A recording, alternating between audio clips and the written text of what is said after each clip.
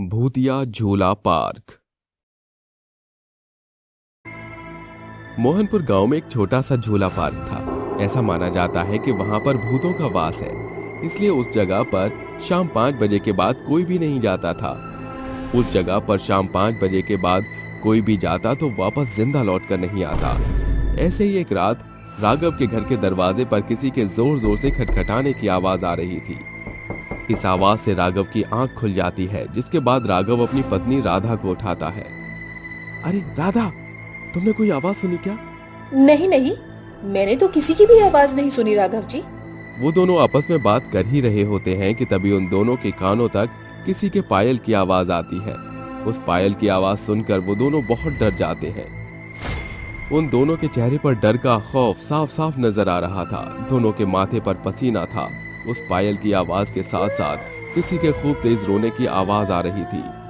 राधा, तुम्हें किसी के रोने की आवाज आ रही है? हाँ राघव जी, आ तो रही है, पर ये आवाज आ किधर से रही है? ये हमारे घर के सामने वाले झूला पार्क से आवाज आ रही है। रुको, मैं देख कर आता हूँ। इतना कहकर वो अपने घर की खिड़की से झांकता है कि तभी उसको उस पार्क में एक चुड़ैल दिखाई देती है, जिसका बहुत भयानक चेहरा था। वो बैठकर हंस रही थी और खुद से बोल रही थी, ये तो मेरा झूला है, मैं इस झूले पर किसी को बैठने नहीं दूंगी। जो भी झूले पर आएगा मैं उसे जिंदा नहीं छोड़ूंगी। बाप रे बाप, इस पार्क में तो इतनी भयानक चुड़ैल मेरे घर के सामने बैठी हुई है।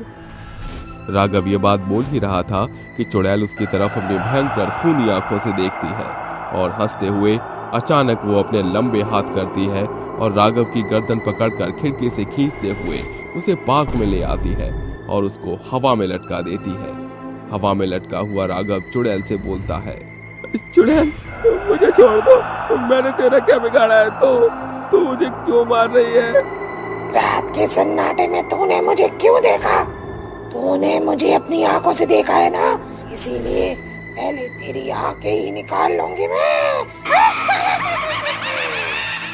बाप रे बाप, ये तो मुझे इतनी भयानक मौत देगी। मैंने तेरे को इसलिए नहीं देखा कि तू इस झूले पर बैठी हुई है, बल्कि इसलिए देखा कि यहाँ से किसी के रोने की आवाज आ रही थी। अब मैं तुझे तो क्या, मैं तो अपनी बीवी तक को भी नहीं देखूंगा। चुड़ैल मुझे छोड़ दे रे।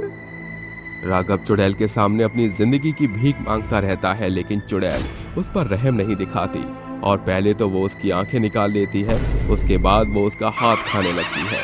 थोड़ी देर बाद वो उसको पूरा ही खा जाती है, जिसके बाद वो अपने मुंह से उसकी हड्डियां उगल देती है। ये सब उसकी पत्नी राधा देख रही थी कि तभी चुड़ैल की नजर राधा पर भी पहुंच जाती है। चुड़ैल उसको भी अपनी आंखों से सम्मोहित कर देती है, जिसके बाद राधा उस पार्क में अपने आप चली जाती है। और जैसे ही चुड़ैल ने राघव को भयानक मौत दी थी, वैसे ही राधा को भी वो चुड़ैल भयानक मौत दे देती है। अगली सुबह उस पार्क में जब कुछ बुजुर्ग लोग व्यायाम करने आते हैं तो वो देखते हैं कि इस पार्क में 2 लाशें और हैं। ये देखकर एक बूढ़े व्यक्ति बोलता है, हे भगवान, इस पार्क में 2 लाशें और हैं। इनको तो इस बार के चुड़ैल ने इतनी भयानक मौत दी है कि इनका चेहरा भी समझ नहीं आ रहा। शिव शिव शिव शिव शिव, पता नहीं हमारे गांव को किसकी नजर लग गई। थोड़ी देर बाद सभी लोग व्यायाम करके वहां से चले जाते हैं और आए दिन गांव में इस तरह की लाशें मिलने लगी। और ऐसे ही एक दिन वहीं पास के स्कूल की छुट्टी हो जाती है। उस स्कूल में से एक बच्ची कायरा यहाँ पर खेलने के लिए आती है कि तभी उसको वही चुड़ैल दिखाई देती है। वो उसको बोलती है, कायरा, क्या बात है, तुम इतनी उदास होकर इस पार्क में क्यों बैठी हो? चलो हम इस पार्क के गुफा में चलते हैं। कायरा मानो उसकी आवाज से सम्मोहित हो गई थी और चुड़ैल कायरा को गुफा में ले जाती है। थोड़ी देर बाद चुड़ैल उसके शरीर में घुस जाती है, जिसके बाद शाम को जब कायरा अपने घर लौटती है तो उसकी माँ उससे बोलती है, कायरा बेटी, तू स्कूल से आने के बाद कहाँ चली गई थी? मैं तुझे कितना ढूंढ रही थी, लेकिन तू मुझे कहीं पर भी नहीं मिली। बता तो, कहाँ पर थी? मैं जहाँ भी थी जिंदा थी, अभी मरी नहीं हूँ। जिस दिन मरूंगी तो तुम्हारे पास मेरी लाश आ जाएगी। उसका ये बिहेव देखकर मीना को कुछ भी समझ नहीं आ रहा था। और वो अपने आप से बोलती है, कायरा को क्या हो गया? आज से पहले तो उसने कभी ऐसे पलट कर जवाब नहीं दिया। मीना कायरा का हाथ पकड़ती है, जिसके बाद कायरा जब पीछे पलट जाती है तो उसकी आंखें बिल्कुल लाल खून के जैसी थीं। ये देखकर मीना बहुत डर जाती है, जिसके बाद मीना का डर चुड़ैल भांप लेती है और हंसते हुए उसको हवा में उड़ाते हुए उस पार्क की गुफा में ले जाती है। वहीं दूसरी तरफ खिड़की से मीना की पड़ोसन उसको देख लेती है।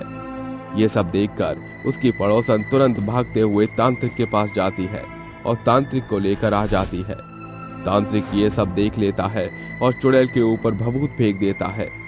वो जैसे ही भभूत कायरा के ऊपर जाता है कि तभी कायरा के शरीर में से चुड़ैल बाहर निकल आती है और कायरा बेहोश होकर नीचे गिर जाती है। चुड़ैल गुस्से से बोलती है, ए तांत्रिक, तू यहाँ पर मेरे पार्क में किस लिए आया है? तुझे अपनी जान प्यारी नहीं है क्या? तू इन गांव वालों को क्यों परेशान कर रही है? अगर तूने मुझे नहीं बताया तो मैं तुझे सच में भस्म कर दूंगा। मुझे सच सच सब कुछ बता दे। और अगर मैं तुझे कुछ भी ना बताऊं तो तू क्या करेगा? तू मुझे नहीं बताएगी? तू क्या, तेरा पूरा खानदान भी मुझे सारा सच बताएगा। इतना कहकर तांत्रिक चुड़ैल के ऊपर गंगा जल छिड़क देता है, जिसके बाद चुड़ैल तिलमिला उठती है और उससे बोलती है, बताती हूँ। कुछ साल पहले की बात है, मैं इस पार्क में अपने प्यार का इंतजार कर रही थी, लेकिन वो यहाँ पर मेरे लिए नहीं बल्कि किसी और लड़की के साथ आया था। ये देखकर मैंने उससे पूछा, अनुज, मैं तुम्हारा यहाँ पर इतने समय से इंतजार कर रही थी, लेकिन तुम मेरे पास नहीं आए। और अगर तुम यहाँ पर आए भी हो तो किसी दूसरी लड़की के साथ आए हो। मीनाक्षी की बात काटते हुए अनुज के साथ जो लड़की आई थी वो बोलती है, ओ हेलो, मैं कोई दूसरी लड़की नहीं बल्कि अनुज की पत्नी हूँ। और तुम कौन हो? मैं अनुज की गर्लफ्रेंड हूँ। हम दोनों ने शादी का प्लान बनाया हुआ था और आज हम इस पार्क की गुफा के अंदर जाकर शादी करने वाले थे। हाँ, ये क्या बकवास है अनुज? इसके मुंह से मैं ये क्या सुन रही हूँ? तुम इसके साथ शादी करने वाले थे? आखिर मुझ में क्या कमी थी जो तुमने मुझे धोखा दे दिया? अरे नहीं सुमन, मैं इस लड़के से शादी नहीं करने वाला था, बल्कि ये लड़की मेरे पीछे पड़ी हुई थी। मैं तो इसको अच्छे से जानता भी नहीं था। मैं तो एक अनजान व्यक्ति की तरह इसकी मदद कर रहा था, लेकिन इसने तो हद ही कर दी। सुमन, मैं तुम्हारे अलावा किसी और से प्यार नहीं करता। सुमन, मेरा विश्वास करो। ये तुम क्या कह रहे हो अनुज? मैं तुम्हारे पीछे कब पड़ी? हम दोनों तो एक दूसरे से प्यार करते थे ना। आखिर तुमने मेरे साथ इतना बुरा बर्ताव क्यों किया?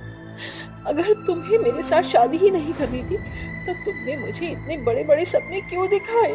तुमने मुझे धोखा क्यों दिया अनुज, क्यों? तुम जैसी औरत मैंने आज तक नहीं देखी जो दूसरों का घर बर्बाद करती है। तुम कहीं डूब कर मर क्यों नहीं जाती? बस मेरे पति को छोड़ दे, तू किसी और पर जाकर ना अपने ये डोरे डाल, लेकिन मेरे पति को छोड़ दे। और अगर तुझे पैसे चाहिए तो मैं तुझे वो भी दे दूंगी, लेकिन तू हमसे दूर रहे। मैं ये सदमा बर्दाश्त नहीं कर सकी और ये सब देखकर मैंने यहाँ पर आत्महत्या कर ली। तब से इस पाप में मैं भटक रही हूँ। यहाँ पर मैं किसी को भी नहीं छोड़ूंगी। तुझे तेरे प्यार ने धोखा दिया था तो तू इन सबको क्यों मार रही है? छोड़ दे इन सबको, वरना मैं तुझे भस्म कर दूंगा। नहीं, मैं यहाँ पर से नहीं जाऊंगी। तुझे जो करना है कर ले। तुझे क्या लगता है मैंने अपने प्यार को नहीं मारा? मैंने अपने प्यार को कब का मार दिया। उसे तो इस गद्दारी की सजा मिलनी थी और मैंने उसको सजा भी दे दी। तूने अपने प्यार को सजा दे दी ना, तो अब तू इन बेकसूर लोगों को छोड़ दे और इस दुनिया से अपनी दुनिया में वापस लौट जा।